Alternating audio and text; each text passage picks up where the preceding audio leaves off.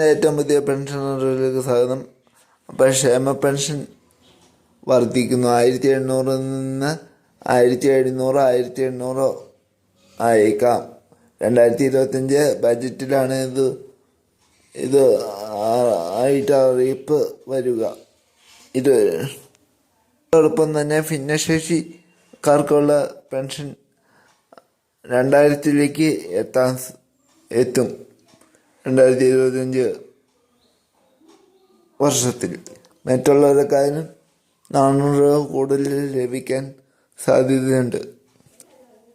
ഭിന്നശേഷിക്കാർക്ക് മറ്റ് പരിഗണനകൾ നൽകും എന്നാണ് ഇപ്പോൾ വരുന്ന വിവരങ്ങൾ.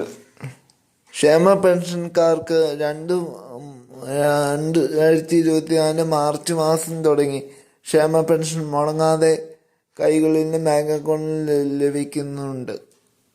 ഈ മാസം പെൻഷൻ ഉണ്ടായിരിക്കും. ക്രിസ്മസ് പുതുവത്സര ഇതൊക്കെ അനുബന്ധിച്ച് 2 മാസത്തെ ക്ഷേമ പെൻഷനാണ് ഒന്നിച്ച് ലഭിക്കുക.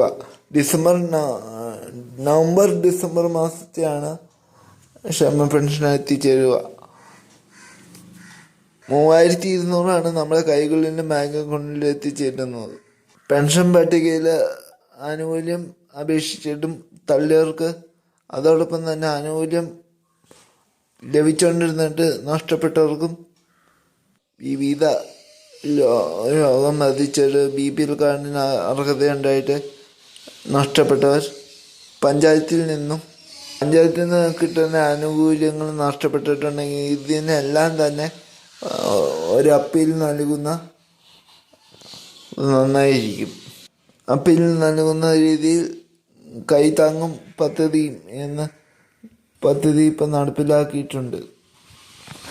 അപ്പോൾ ഇതുപോലത്തെ ക്ഷേമ പെൻഷൻ വാർത്തകൾക്കും സർക്കാർ അറിയിപ്പിനും വേണ്ടി ഈ ചാനൽ സബ്സ്ക്രൈബ് ചെയ്യുക. നിങ്ങളുടെ അഭിപ്രായങ്ങൾ കമൻറ്റ് ചെയ്യുക. നന്ദി, നമസ്കാരം.